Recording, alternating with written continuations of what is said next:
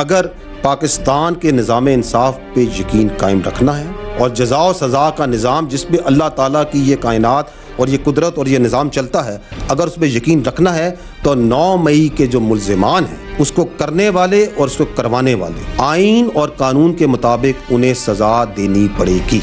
हर हुकूमत वक्त के साथ पाक आर्मी का, फौज का एक गैर सियासी, आइनी और कानूनी ताल्लुक होता है। तो इस वजह से हमारे लिए तमाम सियासी सोचें, तमाम सियासी जमातें जो कि अवाम की नुमाइंदे हैं और सियासी लीडर्स काबिल एहतराम होते हैं। ताहम अगर कोई सियासी सोच और कोई सियासी लीडर और कोई सियासी टोला अपनी फौज पे हमलावर अवाम और फौज के दरमियान नफरत और खलीज पैदा करे, प्रोपेगेंडा करे, तो उससे कोई बातचीत नहीं करे। ऐसे सियासी इंतशारी टोले के लिए सिर्फ एक ही रास्ता है कि वो सिद्ध के दिल से माफ़ी मांगे कौम के सामने और ये वादा करे कि वो नफरत की सियासत को छोड़ के तामीरी सियासत में हिस्सा ले। बातचीत है वो सियासी पार्टीज को आपस में जेब देती है, इसमें फौज या इदारे बिल्कुल मुनासिब नहीं कि बातचीत में आए।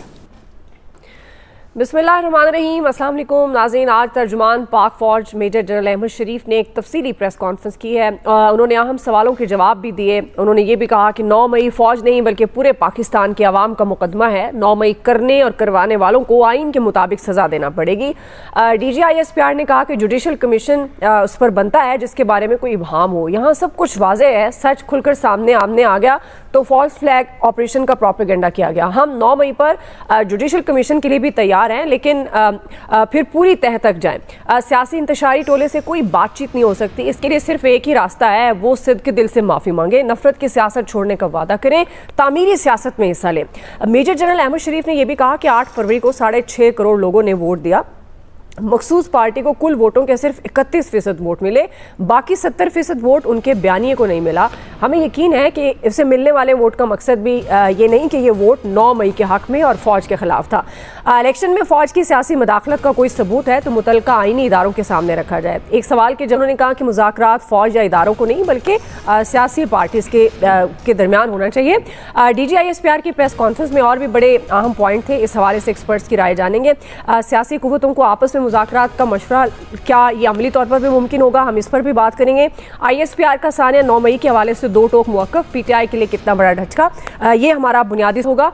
मैं पैनल का तारुफ करवा दूँ। प्रोग्राम में मेरे साथ मौजूद हैं अयाज खान साहब, आमिर इलियास राना साहब, ब्रिगेडियर रिटायर्ड हारिस नवाज साहब, फैसल हुसैन साहब और मोहम्मद इलियास साहब। सबको खुश आमदीद कहूँगी। ब्रिगेडियर साहब आपसे आगाज़ कर रही हूँ चूँकि बहुत ही अहम पॉइंट्स सामने रखे गए DGI-SPR की तरफ से। एक तो ये जो सियासी कुव्वतों को आपस में मुज़ाकरात का मशवरा उन्होंने दिया, क्योंकि आज तक तो यही सुनते आ रहे थे बानी PTI ताकतवर हल्कों से बातचीत करना चाहते हैं, तो क्या अमली तौर पर ये मुमकिन होगा? और दूसरा ये जो सानिया 9 मई के हवाले से बड़ा 2 टोक मौक़िफ़ उनका सामने आया, ये पाकिस्तान तहरीक इंसाफ के लिए कितना बड़ा धचका है ब्रिगेडियर साहब? देखें, DGI-SPR ने एक बात की है कि ये फौज पे हमला नहीं था बल्कि पाकिस्तान की अवाम पाकिस्तान पे हमला था, और इसके ऊपर हम बड़ी क्लियर बात की है कि किस तरह पूरे सबूत, वीडियो लिंक्स, उसके बाद पिक्चर्स, उसके बाद एविडेंस, एवरीथिंग इज प्रूवन जो लोग इसमें शामिल थे। और सेकंड बात ये गई कि जिन लोगों ने जिस तरीके से फौज पे हमला किया, ये सोचें कि वो शहदा जिनकी आपने मज़ारों को जाके उनकी बेरहमती की, उसके बाद वो शहीद, उनकी फैमिली लवाकिन को कितनी तकलीफ है, अवाम के मोरल, फौज के मोरल को कितना फ़र्क पड़ता है, वो उन्होंने बात की है। और सेकंड इम्पॉर्टेंट बात की कि बात अगर आपने करनी है तो आप पॉलिटिकल पार्टी से करें, पॉलिटिकल पार्टीज के पास जाएं, हुकूमत के पास जाएं, सियासी तरीके से हालात करें। आई थिंक इसमें बड़ा एक क्लियर जो मुझे शक पड़ता है कि वो ये जो बानी PTI और ये जो लोग हैं ये चाहते हैं कि ये फौज से मुज़ाकरात और ये प्रूव कर दें कि देखें हम कहते थे कि फौज सब कुछ कर रही है और आज हमें साबित कर दिया कि फौज की वजह से ये हुआ है। आई थिंक इसको सोचते हुए सिंपल सी बात उन्होंने कि हम मुज़ाकरात नहीं करेंगे, और जो डाउट थे क्वेश्चन भी किया गया जी कि क्या कोई मुज़ाकरात अंडर हैंड चल रहे हैं, बैकडोर चल रहे हैं, उन्होंने कहा जी देयर इज नो क्वेश्चन कि हम उनसे मुज़ाकरात करें। ये भी बात बड़ी क्लियर कर दी गई है। और फिर सेकंड उन्होंने ये कहा कि देखें 1 साल गुजर गया है और जो लोग शामिल थे मिलिट्री कोर्ट्स में, अगर केस किसी के कायल होने थे, इंसाफ के तकाजे पूरे करते हुए, उनको डिफेंस का राइट देते हुए, लेकिन ये जो डिले है this cause lot of concern in the people, शोहदा की फैमिलीज, हमारे हीरोज जो हैं फौज के, उनको तकलीफ ये है कि इसका कोई हल नहीं। यही चाहते थे कि जल्दी फैसला हो, सिर्फ जल्दी, बाकी इंसाफ के तमाम तकाजे पूरे करने थे। और अगर टेनिस कोर्ट में जाता तो 8-10 साल लग जाते हैं। वही लोग फिर इनकरेज होते हैं। मकसद ये है कि अगर आज कुछ लोग, आई डोंट से ऑल, जो कि डायरेक्ट इन्वॉल्व हैं, अगर उनको सजा मिल जाती है तो ये आइंदा के लिए लोग बी केयरफुल होंगे कि मिलिट्री इंस्टॉलेशंस को, ये शोहदा की यादगार को, फौज के बारे में वैसे भी ऑनेस्टली आई फील जो कुछ फौज आजकल कुर्बानियां दे रही है। आपके सामने 2 अफसर इस साल 65 हमारे फौजी शहीद हुए हैं। ये उनके लिए बहुत तकलीफ ही होता है कि अगर वही लोग आके ट्रोलिंग के ऊपर, सोशल मीडिया के ऊपर जो बातें की जाती हैं जो कि दुश्मन हमारा चाहता है कि नेशनल सिक्योरिटी इशू, फौज दुनिया में कोई अपनी सिक्योरिटी फोर्स की कोई ये क्रिटिसाइज नहीं करता, ये पाकिस्तान में वाहिद है। इंडिया में देखें कैसे फौज उनकी सुप्रीम कोर्ट में जो नरेंद्र मोदी को लिखा हुआ फैसला था कश्मीर के बारे में 370-35 का कैसे डिक्लेयर किया है, यहाँ तो वो बात भी नहीं है। लेकिन हर मौके पे जो ये बातें हो रही हैं ये मुल्क के लिए बहुत ही नुकसानदेह है। इसलिए उन्होंने ये बात की है कि फौज का कोई ताल्लुक नहीं है। अगर इलेक्शन कराए तो हमने सिर्फ security the. I can vouch के एज ए होम मिनिस्टर, अगर I was indulge in anything, it was आपकी जो एडमिनिस्ट्रेशन थी, जो आपके डिप्टी कमिश्नर, आपके कमिश्नर, जो आरओ DRO, दे वर होल्डिंग इलेक्शन। फौज ने सिर्फ और सिविल आर्म फोर्सेस ने सिर्फ उनको प्रोवाइड की थी security, and that's all peaceful election की है। रेस्ट बट अगर देयर टू बी रिस्पॉन्सिबल, ये बात बड़ी क्लियर की गई है। मेरे ख्याल में अभी हमें आगे चलना चाहिए और बनी पीटीए को भी चलना चाहिए कि अभी वो नॉर्मल अच्छी सियासत करें, असेंबली में आए, असेंबली में नुक्ता नजर लाए। आपकी रेमेडी चाहिए तो आप कोर्ट्स में जाएं, जो फैसले करने करें, लेकिन अननेसेसरी ये तनकीद सिक्योरिटी फोर्स के ऊपर हमेशा के लिए खत्म कर दें। जी आमिर साहब, देखें, फिक्रा आपने सुनाया, अवाम और फौज के दरमियान नफरत पैदा की गई। यही बुनियादी नुक्ता है 9 मई का कि जिन्होंने उकसाया उनके कुछ विजुअल्स भी चलाए गए प्रेस कॉन्फ्रेंस के दरमियान में। आपको पता है कि मैं यहाँ पे बार बार कह रहा था कि जी जब लोग वो जनरल लोधी के हवाले से बात करते थे कि जी डील की बात हो रही है, मैसेज जा रहा है, कहानियाँ बताई जा रही थी, तो मैंने 2 लफ्ज़ इस्तेमाल किए थे कि आप रियासत और फौज और इस्टेब्लिशमेंट को ये समझ रहे हैं कि वो अडियाला में जाके इमरान खान के सामने घुटने टेक देगी, तो ऐसा कुछ नहीं होगा। यहाँ लोग बातें करते रहे, बड़े बड़े कॉलम आए लोगों के लिखे हुए, ये लोधी साहब ने 9 नुकात दिए कि जी ये हो जाएगा वो हो जाएगा। हमने इमरान असगर से, हमारे अपने साथी से, इमरान खान साहब से भी सवाल कराया। वो कहते हैं नहीं मैंने कमेटी बना दी है, जाहिर है उन लोगों से तो बात नहीं करेंगे, PTI, PMLN और पीपल्स पार्टी और MQM से, बाकी वो जिससे रब्ता कर लें कि हमने ओपन दिया है। फौज ने आज ये मैसेज दिया है कि जनाब हमें निज़ाम अदल पे क्वेश्चन है कि उन्होंने UK USA का कहा कि जब वहां राइट्स हुए हैं तो उन्होंने दिन रात लगा के फैसले किए हैं। यहाँ जनाब स्टे पे स्टे है, जमानत पे जमानत है, यहाँ कोई पूछने वाला ही नहीं है। यहाँ वो अब अपने मसाइल के ऊपर तो सारे गुफ्तगू करने लगे, लेकिन आम आदमी को जो लाखों केस हाई कोर्ट्स के अंदर, आपको पता है जब इस्लामाबाद हाई कोर्ट नहीं थी तो एक सेशन जज के नीचे सारा इस्लामाबाद क्लियर हो जाता था। अब जजों की एक लाइन लगी हुई है और केसेस जनाब हजारों की तादाद में बढ़ते चले जा रहे हैं। आप लाहौर हाई कोर्ट चले जाएं, आप पेशावर हाई कोर्ट चले जाएं, सिंध हाई कोर्ट, मतलब बलोचिस्तान हाई कोर्ट, सब जगहों पे लाखों केसेस पड़े हुए हैं। ये इनकी बुनियादी जिम्मेदारी है, हाई कोर्ट्स के नीचे ये बाकी लोअर कोर्ट्स आती हैं कि जी जाके और उनको चेक करें। ये काम इन जजेस का है। ये सारे के सारे अब आप और हम सब खत पढ़ रहे हैं, वो केस सुप्रीम कोर्ट में चल रहा है, वो फैसला हो जाएगा। लेकिन इशू यही है कि जब रियासत के ऊपर हमला होता है तो हम उसको संजीदा नहीं लेते। हम उसके अंदर कहते हैं जाओ प्रेस कॉन्फ्रेंस कर दो, 200 लोगों को खड़े हो जाएं। जो DGISPR ने कहा ना 2014 का धरना, 16 का धरना, 22 का धरना, IMF, पार्लियामेंट, PTV हमले हुए, बच्चों को इस्तेमाल किया गया। मुझे ये बताएं इसमें एक लफ्ज जो मैं समझता हूं, जो उन्होंने आज अपने लिए तो कहा कि 2024 के इलेक्शन में हमने सिर्फ ड्यूटी दी, 2018 के इलेक्शन को गिनना चाहिए था जहां फौजियों को अंदर खड़ा किया गया और पोलिंग एजेंट्स को बाहर निकाला गया। ये जब बात की है ना 2014 के धरने की, बिल्कुल ठीक बात है। अब हकायक खुलने हैं तो खुल जाएं, फिर सारी सहूलतें आए कि कैसे एक लाडले को ला के इस मुल्क के निजाम को तलपट किया गया और आज वो गड़बड़ करने पे बाज ही नहीं आ रहे। आज उन्होंने जवाबी प्रेस कॉन्फ्रेंस करनी है, कुछ के बयानात आ चुके हैं, रऊफ हसन साहब का आ गया हुआ है कि जी हमें इंतशारी टोला कहा गया और हम जवाब देंगे। जी जरूर दीजिए, लेकिन अब ये अदलिया पे है, चीफ जस्टिस साहिबान पे है, सिर्फ चीफ जस्टिस ऑफ पाकिस्तान पे नहीं है कि जी आप इन मैसेजेस को समझें, देखें कि बुनियादी जिम्मेदारी स्टेट को बचाना है, इंसाफ के निजाम को बचाना है और उसके अंदर सिर्फ सहूलत हो रही है।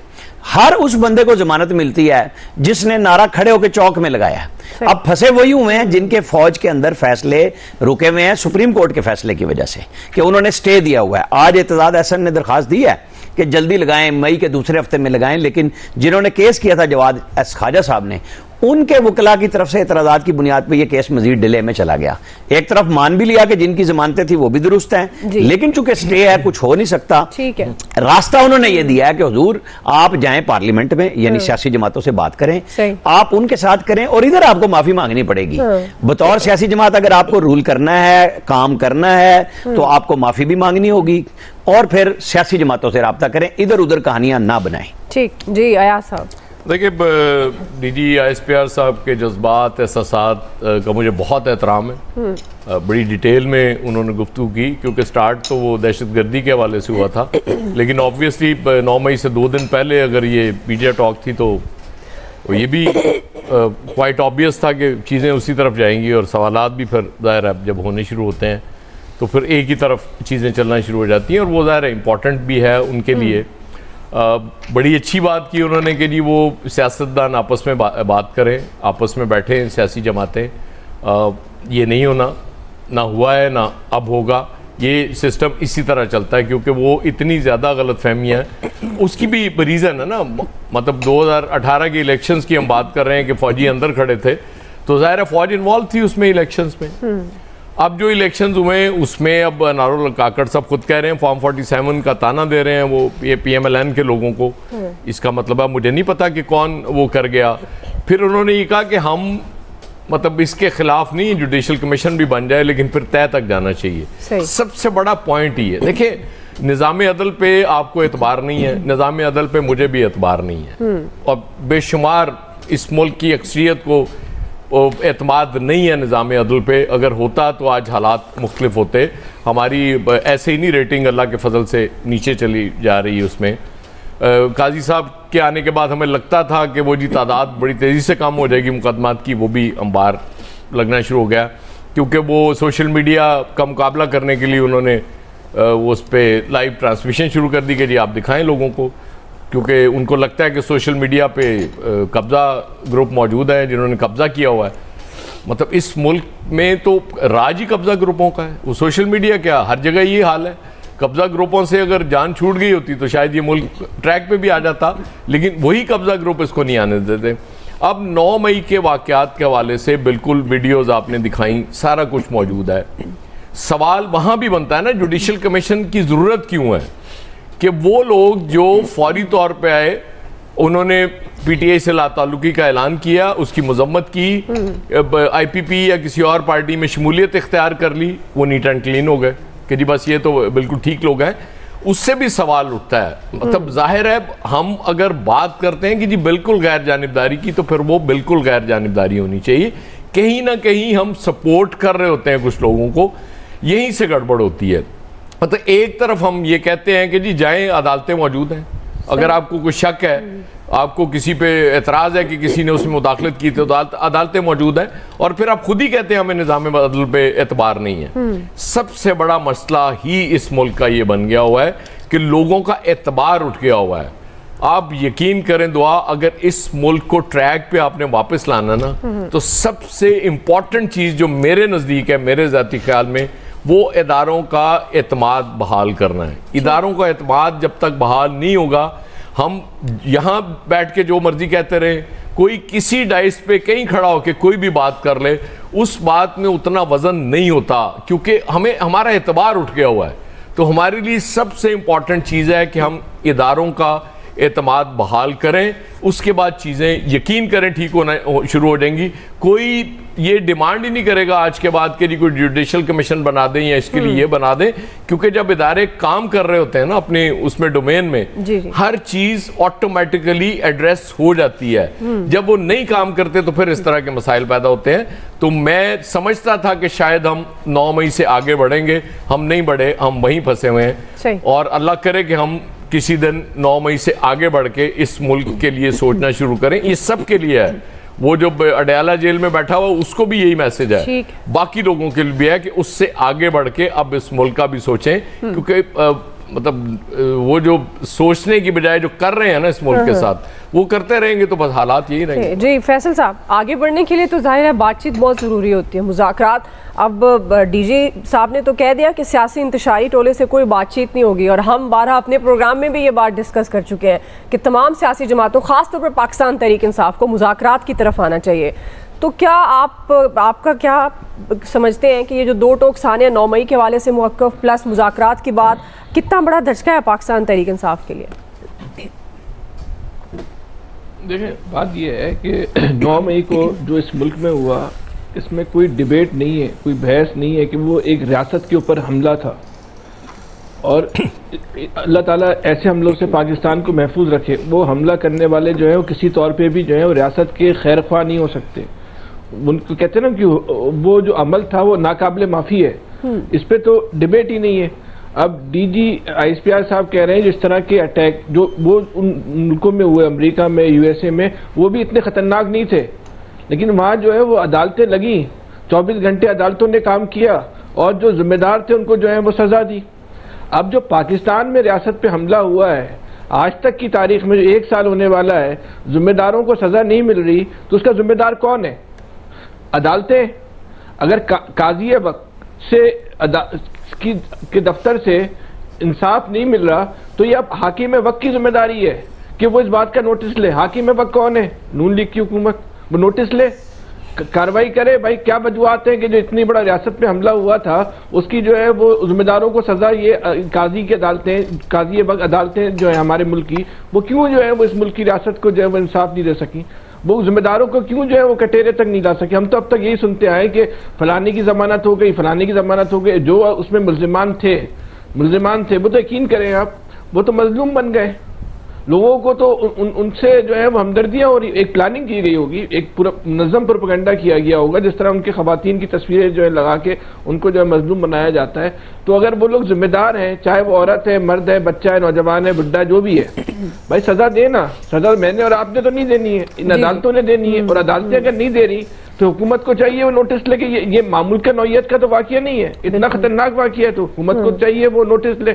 जहाँ तक मुलाकात, उन्होंने कहा कि सियासी जमातें मुलाकात करें, तो अब ये नून लीग को ये वाज़ेह मौका बता देना चाहिए कि भाई वो इस मशवरे पे अमल करेंगी या नहीं करेंगी, वो तहरीक इंसाफ से जो मुज़ाकरात करेंगे या नहीं करें। दोनों चीज़ों में से जो भी उनका मौक़िफ़ है बता देना चाहिए। माफी के बाद ये तय कर लेना चाहिए, आज इस बात को तय कर लेना चाहिए कि तहरीक इंसाफ को ये मुल्क के जो आइन है, जो इस मुल्क का जो कानून है, उसमें उसको एक सियासी जमात समझा जाता है या नहीं समझा जाता, उसको या रियासती टोला समझा जाता है, ये तय कौन करेगा? ये अदालतें करेंगी, इस मुल्क का निज़ाम इंसाफ करेगा। मैंने आपने तय तो नहीं करना, अदालतें इसको डिक्लेयर करें ना, ये पाकिस्तान की रियासत दुश्मन जमात है, उसी जिसको हम और आप मिलकर रियासती टोला कह रहे हैं। और हमने अपनी आंखों से भी देखा है कि जमात के लोग जो है वो हमलावर हुए थे, वो ऐवानों में भी बैठी हुई है, वो ऐवानों में जो है वो जितनी भी कानून साजी उसमें भी शरीक हो रही था। ये तय किसने करना है? मैंने नहीं करना, आपने नहीं करना, इन इदारों ने करना है ना, तो करे ना, हुकूमत तय करे, ये रियासत तय करे।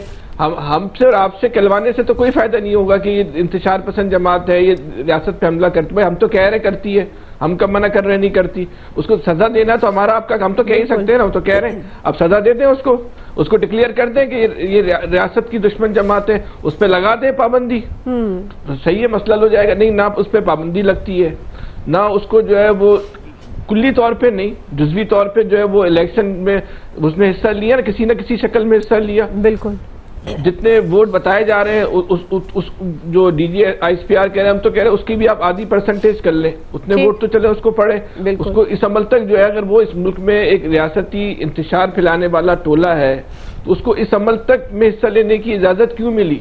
उसके हिमायत याफ्तगान को भी इजाजत क्यों मिली? नहीं मिलनी चाहिए थी, उसको रोकना चाहिए था। ये सारे काम जिन जिन लोगों के, जिन जिन इदारों के वो करना है वो करें।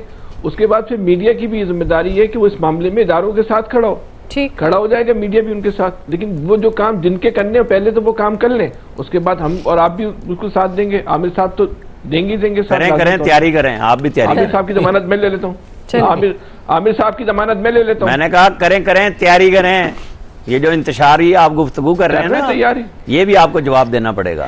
तो हाँ, इलियास साहब, खुदा का खौफ करें, अल्लाह से डरे। आमिर साहब क्यों आप खुदा से डरे, अल्लाह का खौफ करें यार। फैसल तुम्हें वार्निंग मिल गई है, उसी से तो डर के बैठे हैं। बात ब्रिगेडियर साहब तक पहुंच गई। फैसल साहब समझ गए दाखला बोल रहे हैं, ब्रिगेडियर साहब कह रहे हैं आपको वार्निंग मिल गई। फैसल साहब यहाँ से पारियां चला रहे हैं। आमिर साहब की तो खैर है, ब्रिगेडियर साहब के अल्फाज से टेंशन है। आमिर साहब को तो मैं संभाल लूंगा, ब्रिगेडियर साहब के अल्फाज हाँ, मैं यही कह रहा हूँ।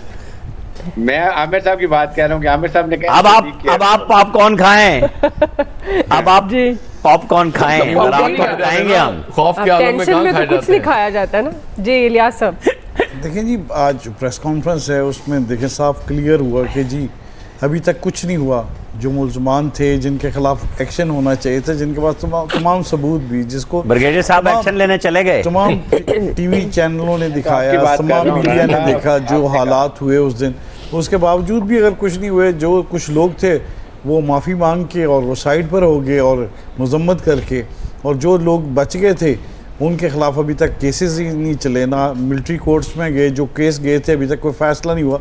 तो जाहिर है अगर एक साल गुजर गया तो यहाँ तो कई साल लग जाते हैं, केसों के फैसले नहीं होते यहाँ। तो अब पहली दफ़ा नहीं, ये तो अरसा दराज से पता है। और जो गवर्नमेंट हुकूमत वक्त है उसको चाहिए कि एक्शन ले, कोई ऐसा करे, अदलिया को चाहिए कि बिल्कुल अगर फैसले करने होते तो इस कोर्ट्स के ट्रायल स्पीडी करते और स्पीडी करके इसको निपटाते, ताकि लोगों को पता चलता कि जो इस तरह का करेगा आइंदा तो उसके ख़िलाफ़ क्या एक्शन हो सकते हैं, उसको क्या सज़ाएं मिल सकती हैं। तो ये फौरी तौर पर करना है। अब ये देखें साल गुजर जाएंगे इनके फैसले इसी तरह करते करते, फिर लटकते लटकते केस ये होता है कि कमज़ोर हो जाते हैं और वक्त गुजरने के साथ फिर उनको कुछ नहीं, यानी सज़ा हो नहीं सकती। तो इस तरह वो बच के बाहर आ जाते हैं, चाहे ये इसमें फिनेंशियल क्राइम करें या इस तरह के क्राइम करें। तो इसमें यहाँ होता हुआ कुछ नहीं नज़र आता हमारे अदलिया में। वो जो अक्सर देखने में आता है कि लंबे स्पीडी लोग रुल जाते हैं, अपना एक मकान छुड़वाने के लिए ज़िंदगी गुजर जाती है, नस्लें गुजर जाती हैं, तब जाके भी कोई फ़ैसला नहीं हो पाता। तो ये सूरत हाल है कि आप देखें, इसमें देखना पड़ेगा कि उन्होंने सब वाजिया है, सबके एक साल गुजर गया है कि जो वाक़या हुआ जिसमें लोग मुलव्वस थे, जिसमें सारा आ गया। तो ये है कि यहाँ तो ये लोग भी माफ़ी मांगें और साइड पर आज सब लेवल प्लेइंग फील्ड मिले, सब कुछ जिस तरह कुछ लोगों को मिला है तो ये इनके साथ भी आए। और मजम्मत तो सब ने कर दी थी, इसमें कोई पाकिस्तान में ऐसा बंदा नहीं जो इस वाक़े की मजम्मत ना करे। वो सब ने, इवन के अडयाला जेल से भी आपको पता कि आ गई थी। तो जाहिर है जब सब इसको बुरा समझते हैं तो फिर सबको एक पाकिस्तानी सोच समझ के, मुल्क के फ़ायदे के लिए सोच रख के इसके बारे में कोई लाहे अमल तय करना चाहिए, सामने आना चाहिए और इन सोचों को ख़त्म करना चाहिए। वो सही कह रहे हैं यार साहब के 9 मई से आगे भी जाना चाहिए। ये यहीं खड़े रहेंगे तो 9 मई से आगे कैसे जाएं? आज 7 मई या 9 मई, 2 दिन बाद। बिल्कुल, अगर नहीं 10 को हम आगे चले जाएंगे, अगर यहीं लफ्जों में तो चले जाएंगे, लेकिन साहब को तो इधर ही घुमाएंगे। फैसल कुछ कह रहे हैं मेरे हवाले से, तो ब्रिगेडियर साहब बचा लेंगे, आप बच जाओगे। किसको? एयाज साहब को तो बचा लेंगे, ब्रिगेडियर साहब, एयाज साहब काजी साहब को बचा लेंगे अपने नाम के काजी के लिए नहीं, जो उनका मनसब है काजी वाला, उसका काजी उल कज़ाब बन के फैसले करवाने चाहिए। बिल्कुल, इससे ये एक बहुत संजीदा इशू है, इस संजीदगी, इससे संजीदगी से लेना चाहिए। वैसे वो राणा साहब वो तो मीडिया देखते नहीं, उन्होंने दसदा कौन है कि सोशल मीडिया ते की हो रहा है। और इस मसले को निपटाना चाहिए था। उन्होंने जज नाल बैठे ने ना, फौरन कहंदे ने 76 साल तो चल रहा है। अच्छा वो दस देने, मैं फिर बैठे क्यों हो जे दबाव दा सामना करते रहे हो? मैं क्या शायद बेगम साहबा ना दस दे हुन देख के क्या देखो की हो रहा है। इसमें जो था बड़ा संजीदगी का मुजाहरा करना चाहिए। उन्होंने सानू लाता है ना कि बंद कर लो, ना चलानी होवे तो ना चलाओ लाइव। इसमें जुडिशियल कमीशन की बात नहीं ऐसी फिर सोशल मीडिया दा तोड़ भी तो करना ना यार। चलिए इलियास साहब कह रहे हैं संजीदा लेना चाहिए। अच्छा संजीदा ले, इसमें जुडिशियल कमीशन की बात करते हैं, इस मामले को जुडिशियल कमीशन का जो मसला है उस मसले, अच्छा मैं पता नहीं वो उस मसले को ना जो है उससे पहले ही काफ़ी है। देखिए आपके जियो फेंसिंग के जरिए जो थे लोगों के लिए गए, उनमें उन लोगों को देखा गया जो लोग मुलव्वस थे, जो लोग इस तरह थे। इसमें दोबारा भी अब उसमें इलियास साहब कुछ बेचारे वैसे गुजर रहे थे, वो भी तो गुजर रहे थे, जो गुजर रहे थे तो उनको छोड़ दिया गया। उनमें वो पुलिस ने बाकी फैसले, तो पुलिस ने अपनी स्पीडी काम किया, उसमें जो छोड़ने थे छोड़ दिए, उनको जिनको नहीं छोड़ना था नहीं, तो वो पुलिस ने तो अपना इंसाफ वो उन्होंने अपना पूरा करना होता है। बाकी अदलिया में जाके जो लोग थे, जो प्रोमिनेंट थे, वो जाके फंसे हुए, और उनके साथ भी अगर करना है, वो पाकिस्तानी है, कोई बाहर से नहीं है। उन लोगों से बैठ के या तो मुज़ाकरात करना गवर्नमेंट का काम है, गवर्नमेंट को चाहिए मुज़ाकरात करके इस मसले को, हमें चैप्टर को बंद करना चाहिए, इसकी मजम्मत करनी चाहिए। और ये जो हालात है, लग रहा है आपने प्रेस कॉन्फ्रेंस देखी नहीं क्या जी? वो आपसे कह रहे हैं कि आपने लगता है प्रेस कॉन्फ्रेंस देखी है इलियास भाई? प्रेस कॉन्फ्रेंस सारी कौम ने देखी है। बहरहाल इसको चले, वो तो नहीं देखी सबने, हो सकता है कुछ लोगों ने सुनी ना हो। अच्छा, तो वो आप इतनी लंबी जो प्रेस कॉन्फ्रेंस थी उसको सुनना भी बड़ा काम था कि सारे उसको सुनते हैं। ठीक है इलियास साहब, आपको पॉइंट अमल दरामद करने के लिए, यानी कि आपके तमाम सवालों के जवाब उसमें थे कि जिस तरह थे, लेकिन अब ये है कि इस मसले को निपटाना चाहिए, अदलिया को चाहिए कि फैसले करें इन लोगों को, ताकि लोगों को आइंदा एहसास हो कि अपने मुल्क में इस तरह का इंतशार फैलाने से क्या नुकसानात हैं, किस तरह उनके साथ होगा अगर ये इस तरह करेंगे। आप समझते हैं कि हुआ तो फिर ये तो सब बाहर आ जाएगा। प्रैक्टिकल लाया अमल है वो सामने आना चाहिए, इंसाफ अदालतों ने करना है, मामलात कानून और आइन के तहत तय होने हैं और वो जल्द से जल्द तय होने चाहिए। DGI-SPR की ये न्यूज़ कॉन्फ्रेंस, जो अहम पॉइंट्स उन्होंने उठाए, हमने एक्सपर्ट्स के सामने रखे, ख़ास तौर पर 9 मई के हवाले से जो उनका एक दो टोक मौक़िफ़ सामने आया पाकिस्तान तहरीक इंसाफ के लिए बतौर सियासी जमात कितना बड़ा धचका है। राय आपने जान ली एक्सपर्ट्स की। अभी एक ब्रेक लेते हैं, ब्रेक से वापस आएंगे। दूसरा बड़ा सवाल, टैक्स इस्लाहात यकसा नाफिज होंगी या निशाना इस बार आम पाकिस्तानी ही बनेगा? इस पर हम बात करते हैं ब्रेक के बाद।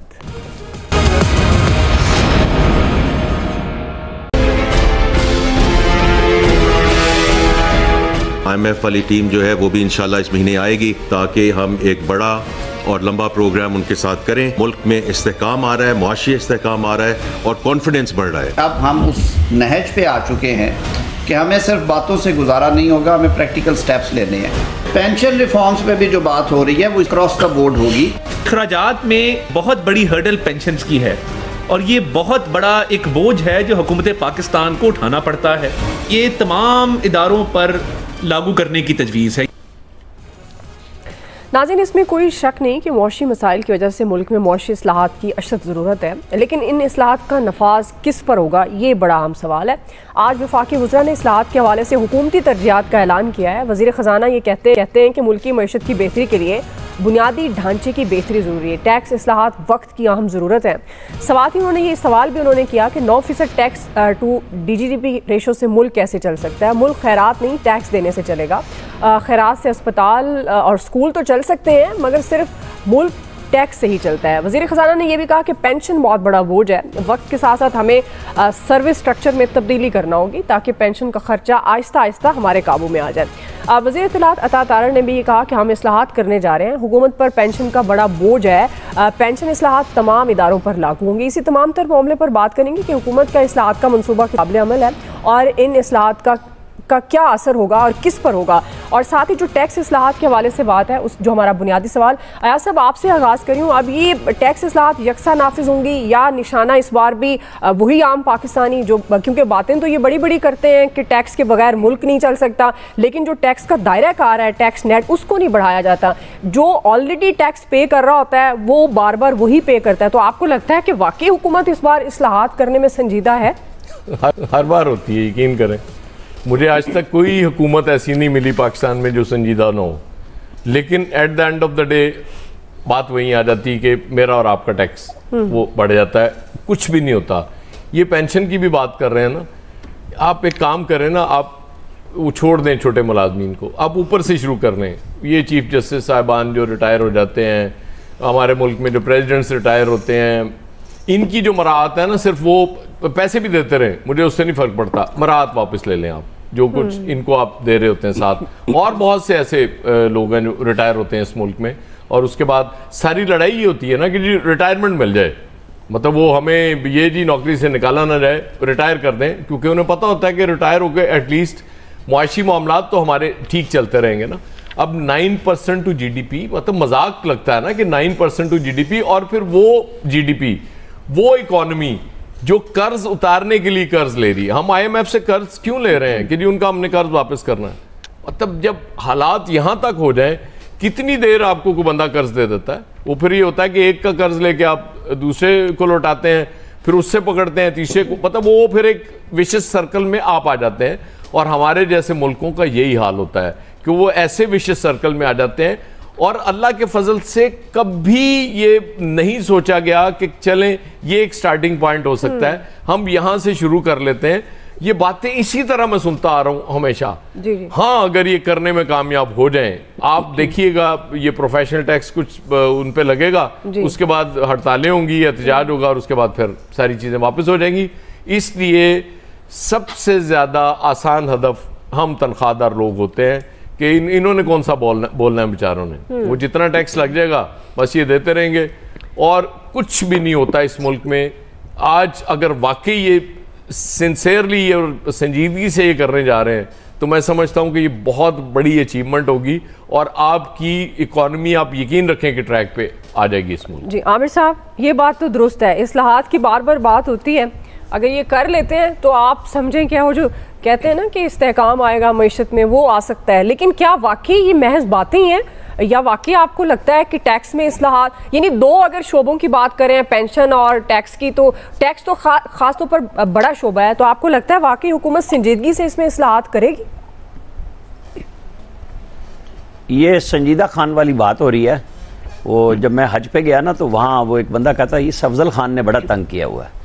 तो मैंने पूछा क्या अफजल खान? कह लेंगे हर मामले में लिखा हुआ अफजल वक्त ये है, अफजल वक्त ये है। तो हम ये संजीदा हैं, हम फलां हैं, हमने सिक्योरिटी टाइट की हुई है, गोडे अकड़ाए हुए हैं। भाई बात ये है कि ये बड़े प्यार और चाव मोहब्बत से फौज और PMLN औरंगजेब साहब को लेके आई है। इनको चाहिए कि सबसे पहले अपने वालिद साहब के प्रोफेशन, अपने चचा के प्रोफेशन और अपने कज़न, वो सारे के सारी जो रमदे फैमिली है वकला में है, ये वकला को सही प्रॉपर टैक्स में लाएं, बाकी आधे से ज़्यादा वैसे ठीक हो जाएंगे। क्योंकि चोर बाजारी सारी की सारी वहीं पे है कि फंसा लेते हैं सबको। प्रोफेशनल टैक्स के नाम पे आप लें, मेरे और आप जैसे सारे मुलाजमीन को तो ये ज़िबा करते हैं कि जी 4 वो स्लैब ले आए, IMF ने दोबारा कह दिया है, और उसके अंदर फंस हम ही जाते हैं कि हमसे तो एट सोर्स काट लेते हैं। ये हमें भी ज़रा आज़ाद करें, फिर हम देखेंगे ये टैक्स लेके दिखाएं। सिंगापुर की नेशनलिटी शायद इन्होंने छोड़ी है, वहां की इस्लाहात ही देख लें कि वहां पे टैक्स से दुनिया ने जन्म लिया है कि वो एक नया सिंगापुर बना, वहां सब कुछ हुआ। यहां हमारे ऊपर ये हुंडा टैक्स है जो हमसे ले लेते हैं और बदले में कुछ नहीं है, यानी सारे का सारा हमसे लेके खाते हैं। अब पेंशन का बोझ क्या होता है, 2 बड़े इदारे, आज वहां पे फौज का सवाल हुआ और आप देखें रेलवे। अब फौज के जवान जो होते हैं ना बहुत यंग एज में रिटायर होते हैं, उनके आप इस मसले को जीरो नहीं कर सकते कि जी आप जब उनको यंग एज में रिटायर कर देते हैं तो उनको पैसे ना दे। लेकिन ठीक बात है कि एक वायबल तरीकाकार बनाएं कि पेंशन आपने कैसे देनी है। ठीक। तो जिनकी हो चुकी है वो तो आप वापस नहीं ले सकते ना, वो तो आपको ना जज लेने देंगे ना कोई इदारा लेने देगा कि ये राइट है। तो आइंदा जो नई भर्ती हो रही है उसके लिए सिस्टम बना दें, उसकी कंट्रीब्यूशन होती है सब जगहों पे, उसको शफाफ तरीके से करें जैसे बात हो रही है। लेकिन इसके लिए बातें ना करें, दुनिया भर में प्रैक्टिकल तजर्बे मौजूद हैं, उसको लागू कर दें। आप देखें कि जनरल मुशर्रफ के दौर में एक तकरीर में सिर्फ नाम ले दिया गया कि जी जो PTV का टैक्स है वो सालाना 25 रुपए वो वापडा के बिल में जाएगा। लग गया है सबको, सब दे रहे हैं, हम सब दे रहे हैं।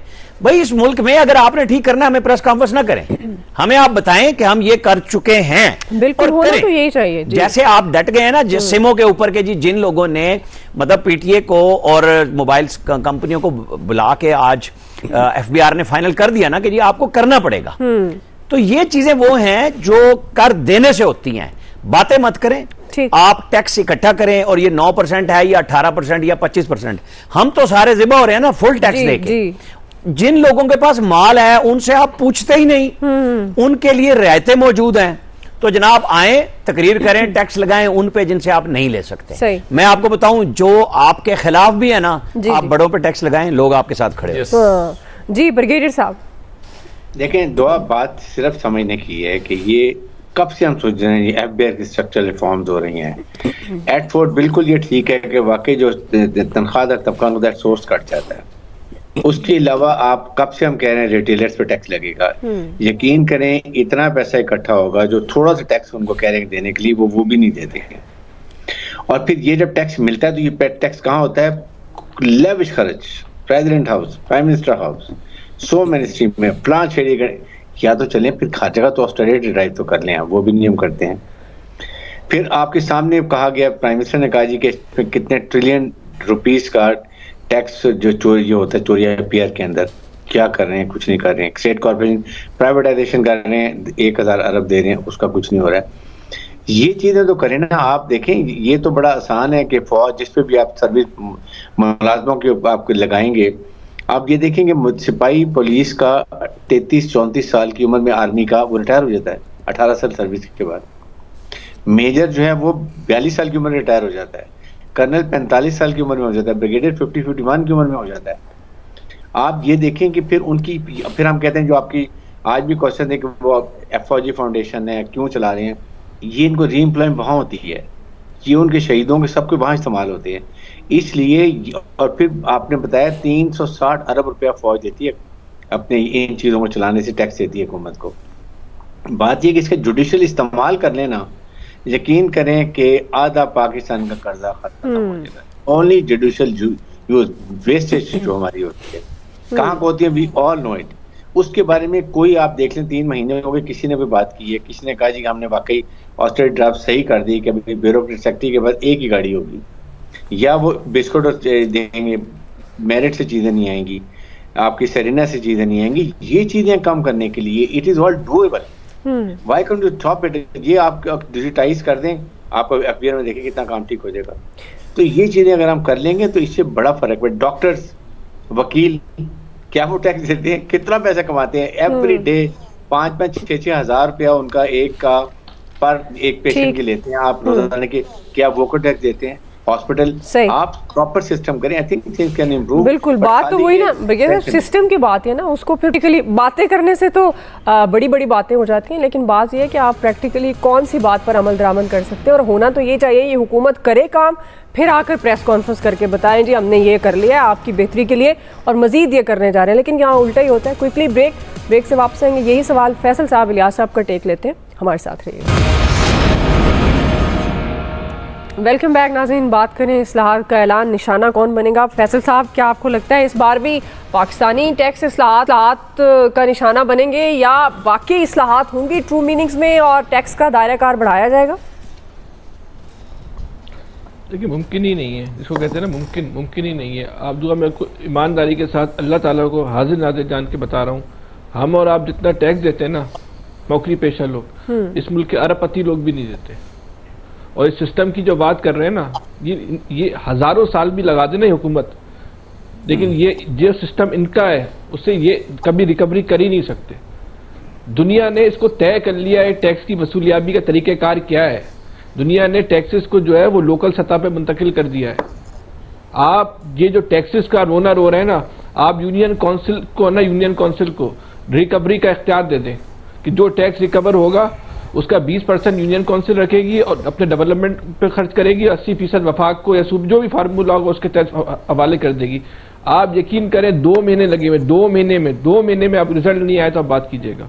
इस मुल्क में जितनी टैक्स चोरी होती है, जो ब्रिगेडियर साहब कह रहे हैं ना, बिल्कुल सही है।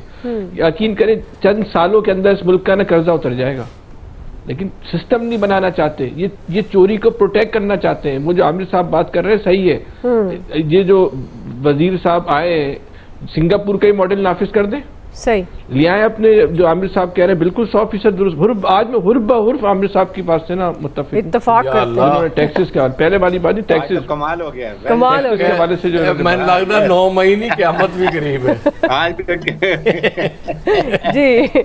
इलियास साहब, आज तो दिलां दे लग रही है।